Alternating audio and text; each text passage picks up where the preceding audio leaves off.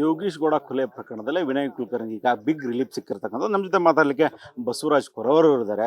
ಅವ್ರನ್ನೇ ಮಾತಾಡಿಸ್ತಾನೆ. ಸರ್, ಏನು ಸರ್ ಈಗಾಗಲೇ ಹೈಕೋರ್ಟ್ ಒಂದು ತಡೆಯಾಜ್ಞೆ ಕೂಡ ತಂದಿರತಕ್ಕಂಥದ್ದು? ಈ ನೋಡಿ, ಇದು ತಡೆಯಾಜ್ಞೆ ನಾವು ಯಾರೂ ನಿರೀಕ್ಷೆ ಮಾಡಿರಲಿಲ್ಲ. ಸೊ ಮತ್ತು ಸಾಮಾನ್ಯವಾಗಿ ಕೊಲೆ ಪ್ರಕರಣಗಳಲ್ಲಿ ಯಾರಿಗೆ ಜೀವಾವಧಿ ಶಿಕ್ಷೆ ಆಗಿದೆಯೋ ಅಥವಾ ಡಬಲ್ ಸೆಂಟೆನ್ಸ್ ಏನು ಬಂದಿರ್ತಾವಲ್ಲ, ಅಂಥ ಪ್ರಕರಣಗಳಲ್ಲಿ ತಡೆಯಾಜ್ಞೆಗಳು ಸಿಕ್ಕಿದ್ರೆ ಬಹಳ ವಿರಳ. ಸೊ ಈ ಪ್ರಕರಣದಲ್ಲಿ ಇದೊಂದು ವಿಶೇಷ ಪ್ರಕರಣ ಆಗಿದ್ದರಿಂದಾಗಿ ಮತ್ತು ವಿಶೇಷ ಆದೇಶ ಏನು ಬಂದಿದೆ ಅನ್ನೋ ನಾವು ನೋಡಬೇಕೀಗ. ಸೊ ಇದರಲ್ಲಿ ಬೇಲ್ ಸಿಕ್ಕಿದೆ, ತಡೆಯಾಜ್ಞೆ ಸಿಕ್ಕಿದೆ. ಇವು ಎರಡರನ್ನು ಕೂಡ ಆದೇಶದ ಪ್ರತಿ ಸಿಕ್ಕ ಮೇಲೆ ಯಾವ ಅಂಶಗಳ ಮೇಲೆ ಬೇಲ್ ಸಿಕ್ಕಿದೆ, ಯಾವ ಅಂಶಗಳ ಮೇಲೆ ಅವರಿಗೆ ತಡೆಯಾಜ್ಞೆ ಸಿಕ್ಕಿದೆ ಅನ್ನೋದನ್ನು ನಾವು ಗಮನಿಸಿ, ಆ ಅಂಶಗಳ ಮೇಲೆ ನಾವು ಬೆಳಕು ಚೆಲ್ಲೋದ್ರಲ್ಲಿ ಏನಾದರೂ ಕೋರ್ಟ್ ಮುಂದೆ ನಾವು ವಿಫಲ ಆದ್ವಾ ಅನ್ನೋದನ್ನು ಕೂಡ ನೋಡಿಕೊಂಡು ನಾವು ಸುಪ್ರೀಂ ಕೋರ್ಟ್ ಮೊರೆ ನಾವು ಹೋಗ್ತೀವಿ, ಅದನ್ನು ಅಪೀಲ್ ಮಾಡ್ತೀವಿ ನಾವು ಹೋಗಿ. ಡೇ 1 ಹಿಡ್ಕೊಂಡು ಸಾಕಷ್ಟು ಹೋರಾಟದಲ್ಲಿ ತಾವು ಪ್ರಮುಖರು ಸರ್. ಈ ಒಂದು ಏನೋ ಒಂದು ತೀರ್ಪಿನ ಬಗ್ಗೆ ಹೇಳೋದಾದ್ರೆ ಸರ್, ಪ್ರಮುಖವಾಗಿ ನೋಡಿ, ನ್ಯಾಯಾಲಯದ ತೀರ್ಪನ್ನ ನಾವು ತೆಗೊಳಕ್ಕಾಗೋದಿಲ್ಲ. ನಮ್ಮ ಪರವಾಗಿ ಬಂದಾಗ ಹೊಗಳೋದು ಅಥವಾ ನಮ್ಮ ವಿರುದ್ಧ ಬಂದಾಗ ತೆಗೊಳ್ಳೋದು ಅಂಥ ಒಂದು ಜಾಯಮಾನದವ್ರು ನಾವಲ್ಲ. ನ್ಯಾಯಾಲಯ ಯಾವ ಅಂಶಗಳನ್ನ ಇಟ್ಕೊಂಡು ಕೊಟ್ಟಿದೆ ಅನ್ನೋ ನೋಡ್ಬೇಕೀಗ. ನಾವು ನೋಡಿದಾಗಲೇ ಗೊತ್ತಾಗುತ್ತೆ ಯಾವ ಅಂಶಗಳ ಮೇಲೆ ಆದೇಶ ಮಾಡಿದ್ದಾರೆ ಅವರು, ಅದರ ಮೇಲೆ ನಾವು ಏನು ಮಾಡಬೇಕು ಅಂತ ನಮ್ಗೆ ಗೊತ್ತಾಗುತ್ತೆ. ಸೊ ಹಾಗಾಗಿ ನಾನು ಈಗಲೇ ಆರಂಭದಲ್ಲಿ ಹೇಳಿದೆ ನಿಮಗೀಗ, ಸ್ಟೇ ಸಿಗುವಂಥ ಪ್ರಕರಣ ಇದಲ್ಲ. ಬಹಳ ಅಂದರೆ ಜಾಮೀನು ಕೊಡ್ಬೋದಿತ್ತು. ಅಂದರೆ ಈ ಒಂದು ಪ್ರಕರಣದ ವಿಚಾರಣೆ, ಸಮಗ್ರ ವಿಚಾರಣೆ ಹೈಕೋರ್ಟಲ್ಲಿ ನಡಿಬೇಕಾಗಿದ್ದರಿಂದಾಗಿ ಅದರಲ್ಲಿ 1 ವರ್ಷ 2 ವರ್ಷ 3 ವರ್ಷ ಸಮಯ ಹೋಗುತ್ತೆ ಅಂತ ನನಗೆ ಗೊತ್ತಿತ್ತು. ಸೊ ಅಷ್ಟು ಹೋಗುವಾಗ ಏನಾಗುತ್ತೆ, ನ್ಯಾಯಾಲಯಗಳು ಅಷ್ಟು ವರ್ಷ ಅವರು ಇಲ್ಲಿ ನಿರ್ಧಾರ ಆಗೋವರೆಗೂ ಒಳಗಿರೋದು ಬೇಡ ಅಂತೇಳಿ ಬೇಲ್ ಕೊಡ್ತಾರೆ. ಅದು ಸಾಮಾನ್ಯವಾಗಿ ಬೇಲ್ ಸಿಗ್ತದೆ. ಅದು ಕೂಡ 6 ತಿಂಗಳ 1 ವರ್ಷ ಕಳೆದ ಮೇಲೆ. ಸೊ ಈಗ 3 ತಿಂಗಳಲ್ಲಿ ಬೇಲ್ ಸಿಕ್ಕಿದೆ. ಸೊ ಅದಲ್ಲದೆ ಸ್ಟೇನೂ ಕೂಡ ಸಿಕ್ಕಿದೆ. ಸೊ ಈಗ ಅದನ್ನು ನೋಡೋಣ ಸರ್, ಅದೇನೇನು ಯಾವ ಅಂಶಗಳ ಮೇಲೆ ಅಂತೇಳಿ ನೋಡಿಕೊಂಡು ನಾವು ಫೈಟ್ ಮಾಡ್ತೀವಿ.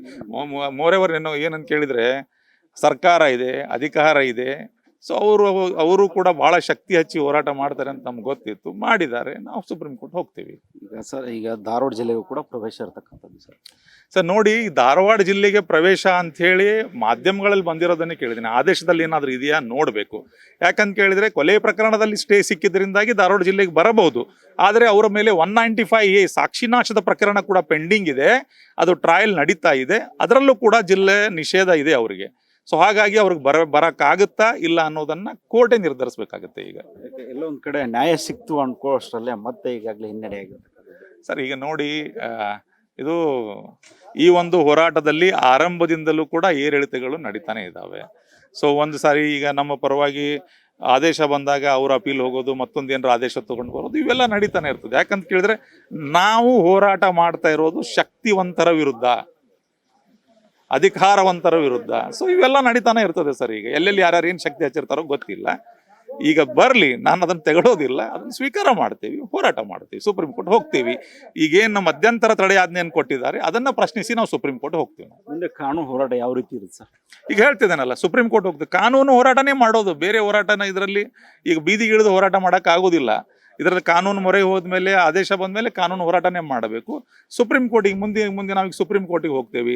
ನಾವು ಅಲ್ಲಿ ಹೋಗಿ ನಾವು ಪ್ರಯತ್ನ ಮಾಡ್ತೀವಿ ಇದನ್ನು ಸ್ಟೇ ವೆಕೇಟ್ ಮಾಡ್ಸೋಕ್ಕೆ. ನಮಗೆ ಸಾಕಷ್ಟು ಬೆದರಿಕೆ ಸಾಕಷ್ಟು ಬಂದಿರತಕ್ಕಂಥ ಈ ಹಿಂದೆ ಈಗ ಮತ್ತೆ ಅವರು ಧಾರವಾಡ ಜಿಲ್ಲೆಗೆ ಏನು ಪ್ರವೇಶ ಇರೋದ್ರಿಂದ ಮತ್ತೆ ತಮಗೇನಾದರೂ ಬೆದರಿಕೆ? ಸರ್ ನೋಡಿ, ಅವರು ಧಾರವಾಡ ಜಿಲ್ಲೆ ಪ್ರವೇಶ ಇದ್ದಾಗಲೇ ಈ ಹೋರಾಟನ ಮಾಡಿದ್ದೇನೆ. ಅದು ಜಿಲ್ಲಾ ಉಸ್ತುವಾರಿ ಸಚಿವರಾಗಿದ್ದಾಗಲೇ ಈ ಹೋರಾಟವನ್ನು ಮಾಡಿದ್ದೇನೆ. ನಾನು ಯಾರಿಗೂ ಅಳಕಿ ನಾನು ಹೋರಾಟಕ್ಕೆ ಮುಂದುವರೆದಿಲ್ಲ. ಆ ಅಂಜಿಕೆ ಇದ್ದಿದ್ರೆ ನಾನು ಹೋರಾಟದಲ್ಲಿ ಭಾಗಿನೇ ಆಗ್ತಾ ಇರಲಿಲ್ಲ. ಸೊ ಹಾಗಾಗಿ ನಾನು ಯಾರಿಗೆ ಹೆದರುವಂಥ ಪ್ರಶ್ನೆನೇ ಉದ್ಭವ ಆಗೋದಿಲ್ಲ. ಈ ಹೋರಾಟದ ಅಂತಿಮ ಘಟ್ಟದವರೆಗೂ ಕೂಡ ನಿಂತುಕೊಂಡು ಗುರುನಾಥ ಗೌಡರ ಕುಟುಂಬ ಜೊತೆ ನಿಂತು ನಾನು ಹೋರಾಟ ಮಾಡ್ತೀನಿ. ಅವ್ರಿಗೆ ನ್ಯಾಯ ಸಿಗೋವರೆಗೂ ಬಿಡೋದಿಲ್ಲ. ಭದ್ರತೆ ವ್ಯವಸ್ಥೆ ಏನಾದರೂ ನಾನು ಕೇಳಿಲ್ಲ, ಅವತ್ತೂ ಹೇಳಿದೆ ನನಗೆ ಭದ್ರತೆ ಬೇಡ ಅಂತ ಹೇಳಿದ್ದೇನೆ. ಆದರೂ ಕೂಡ ಒಂದು ಪೊಲೀಸ್ ಜೀಪು ಮತ್ತು 2 ಪೊಲೀಸರನ್ನ ನನ್ನ ಮನೆ ಮುಂದೆ ಕಳಿಸಿದ್ದಾರೆ. ಸೊ ಹಾಗಾಗಿ ನಾನು ಭದ್ರತೆ ಬಗ್ಗೆ ನಾನು ತಲೆ ಕೆಡಿಸ್ಕೊಳ್ಳೋದಿಲ್ಲ ಸರ್. ಸಾವು ಈಗ ಬರುತ್ತಾ, ಇನ್ನು 10 ನಿಮಿಷಕ್ಕೆ ಬರುತ್ತಾ, ನಿಮ್ಗೇನು ಗ್ಯಾರಂಟಿ ಇದೆಯಾ? ಒಂದು ದಿವಸ ಸಾಯ್ಲೇಬೇಕು. ಇವತ್ತು ಸಾಯ್ಬೋದು, ಇನ್ನು 1 ವರ್ಷ ಬಿಟ್ಟು ಸಾಯ್ಬೋದು, 10 ವರ್ಷ ಬಿಟ್ಟು ಸಾಯ್ಬೋದು. ತಲೆ ಯಾಕೆ ಕೆಡಿಸ್ಕೊಳ್ಳೋಕೆ ಅದ್ರ ಬಗ್ಗೆ? Yes sir, thank you. ಇದಿಷ್ಟು ಬಸವರಾಜ್ ಕೊರವರವರ ಮಾತಿಗಿರ್ತಕ್ಕಂಥದ್ದು. ಕ್ಯಾಮ್ರಾ ಪರ್ಸನ್ ಹೇಮಂತ್ ಜೊತೆ ಸಂಘ ಸತ್ಯಗಿರಿ, ಕರ್ನಾಟಕ ಟಿವಿ, ಧಾರವಾಡ.